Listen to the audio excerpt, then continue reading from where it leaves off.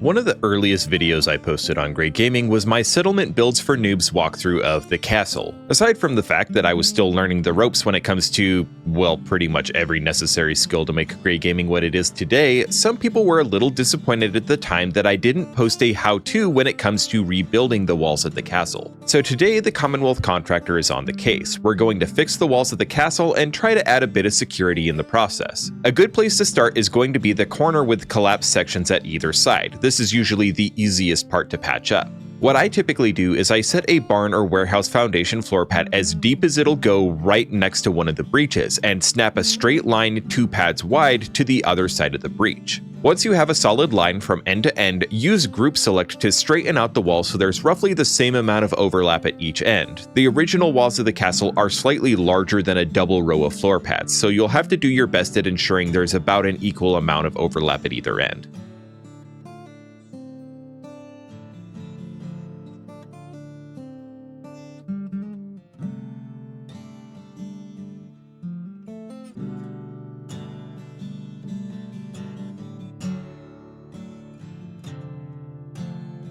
Here we've encountered the first of many collisions that we're going to run into trying to patch all the holes in the wall. Instead of trying to find a way for a full-size foundation floor pad, I'm just going to go with a quarter panel from the barn build set that's a little less collision sensitive. After eyeballing to make sure everything still looks good, I'm going to hop down and we can see that we have a floating wall and stuff can still get inside from underneath. So we're going to need to build a second row of floors underneath this one. The barn and warehouse foundations are the same height as the walls from those sections, so I'm going to start by snapping a barn wall to the side of one of these foundation pieces and then removing the floor piece temporarily to allow me to snap a second wall underneath.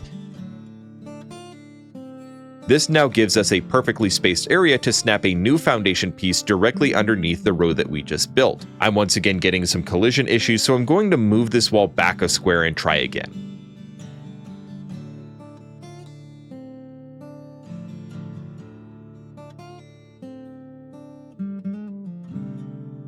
Even though we're starting to get most of these gaps filled in, we're still running into some problems with these gaps underneath. They're not big enough to allow enemies through, but they're still kind of eyesores and you could theoretically shoot through them, but there's pretty simple fixes for that. In the meantime, we're going to connect these two walls together while I'm still thinking about it, and now the castle has 4 of 5 continuous ramparts again.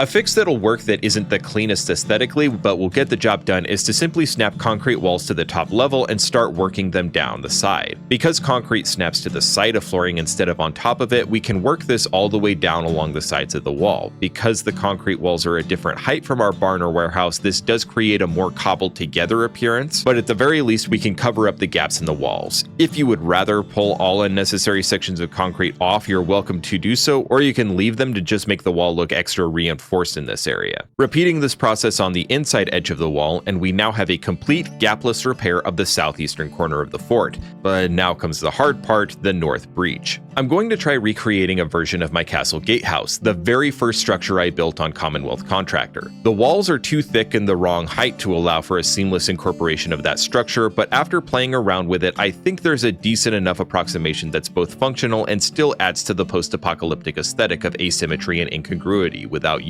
resorting to Bethesda design philosophy. The idea of the castle gatehouse is that we will design a man-trap defensive structure consisting of 2 large power doors from the warehouse build set. Because this section is extremely collision sensitive, we're going to start from the ground up instead of the top down like with the other breaches.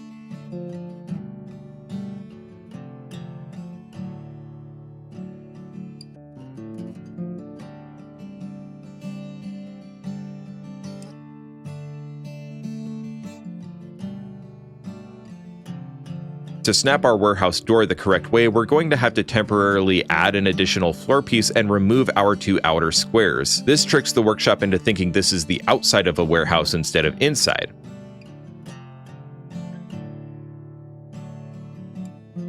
After re-adding our floor pieces, we can add our second warehouse door normally. This allows both powered connections for the doors to be placed inside the walls rather than outside where they could be tampered with. After spending way too much time fiddling around and trying to snap a foundation floor piece into this opening, I finally decided to just group select the entire man trap just a smidge to the side, which finally removed us far enough away from whatever underground object is preventing us from placing it. Now, I had initially toyed around with a design that used turreted towers that rested flush with the outer walls, but they didn't look quite right, so there was a major redesign that ended up seeing me scrap everything back down to this point. So don't worry about all of the additional electrical and automated defense turrets laying around, we'll get back to those. It just means that this was recorded a little bit out of order. For now, let's fix the NPC pathing that will allow traders and provisioners to pass through the gates or lead attackers into the man trap. Because the scaffolding is too collision sensitive here, we're going to set barn floors out 2 full spaces from the entrance and snap a scaffold to it.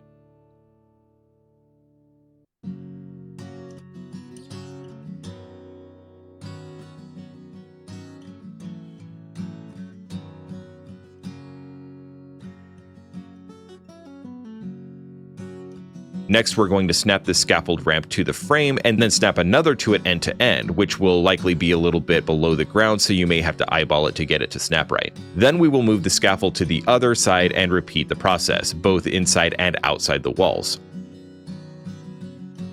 I'd initially set 4 half-width ramps on either side so the entire gate had a ramp, but I discovered that this caused weird pathing behavior and some collisions with our tower turrets. So for your build, just set 2 half-width ramps along the center of each entrance. It still looks just as clean, just a little bit more precarious. Before we go to building our turrets, this is probably a good time to patch the remaining gaps in the inner wall of the fort. Starting our turrets, there's a few ways we can do this, but for me, I just started by snapping a pair of concrete walls to the back edge of the gatehouse and then set some concrete flooring to span the gap. The thing I'm looking for is I want one concrete floor to be 1 floor space away from the gatehouse and 1 space outside the walls.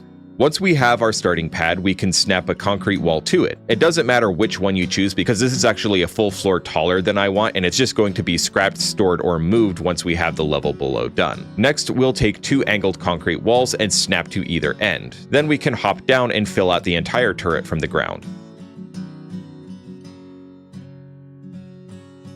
Then we will repeat this process on the other side.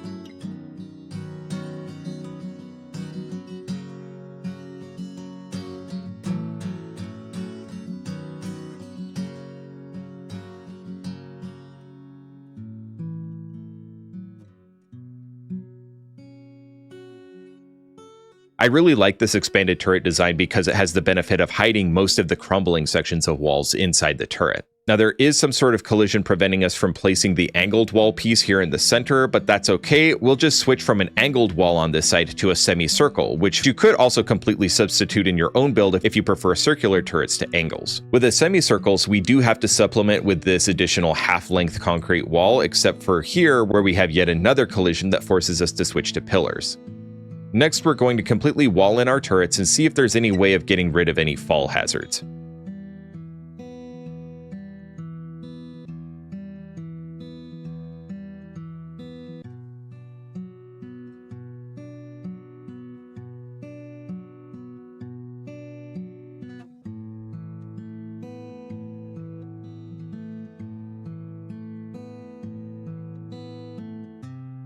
There are some gaps where a floor just couldn't snap into place, so I decided to just wall off the worst offender.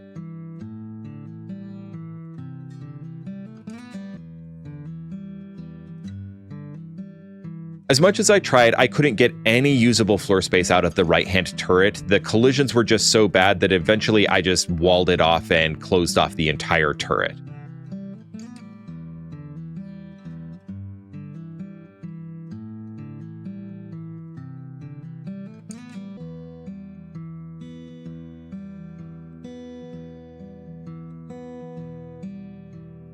For the most part, these are largely just window dressing at this site, as the automated turrets are the main form of defense here.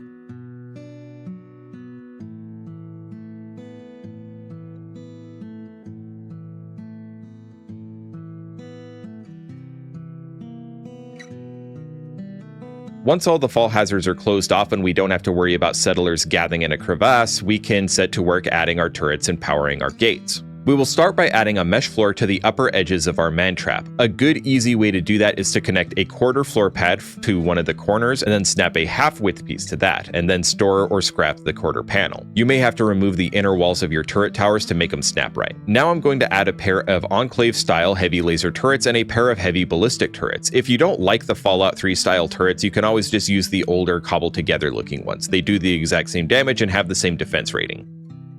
I'm also going to add one of each to the roofs of our turrets as well, so that gives us a total of 8 turrets protecting this entrance. Next, we're going to rig up 3 separate power circuits, one that runs to the turrets, which is uninterruptible so that they stay powered at all times, and 2 which are connected to a pair of switches inside our walls. These will control the gates of our man-trap independently. We can use these vanilla power connectors to run power from each switch to their respective doors, and then run the switches to our power grid. I'm a fan of using street lamps for long-distance outdoor runs, as they can double as power pylons and they make the place brighter at night. Once these are done, you can open the outer gate independently to allow NPCs into the man trap and then shut it behind them to trap them in with the turrets raining down on them from above. From there, all of the holes in the wall are patched and the castle is once again a formidable fortress standing tall over the bay, but there's still a small weakness that I like to close up, and that's the fort's only entrance by design, which is an unscrappable, unlockable door. Thankfully, there's a bit of an air gap here as well that we can use to organize another man trap. By placing a concrete powered door inside the man trap and using pillars to tie it completely to the wall, there is no way around, only through. Then we can tap some conduit through the wall. For this entrance, we will need 2 separate circuits. Once again, one that will always be powered for a number of turrets we're throwing inside this space. I'm just going to reuse some of the weaker turrets that were sitting around in the armory when this was unlocked. And the other is once again switched so that we can lock or open the powered door at will. That way, if someone tries to storm the entrance, they will be blasted from both sides by turrets and confronted by another powered gate. And at this point, the castle is once again impenetrable. I was considering doing a full settlement build here, but I ran short of time for this project. But the main part people struggle with is the walls, which, yeah, that should come as no surprise seeing all the revisions I had to make along the way. I really struggled to make this look half decent, and I'm still not sure I'm happy with the result of the main gate, but at least it's effective.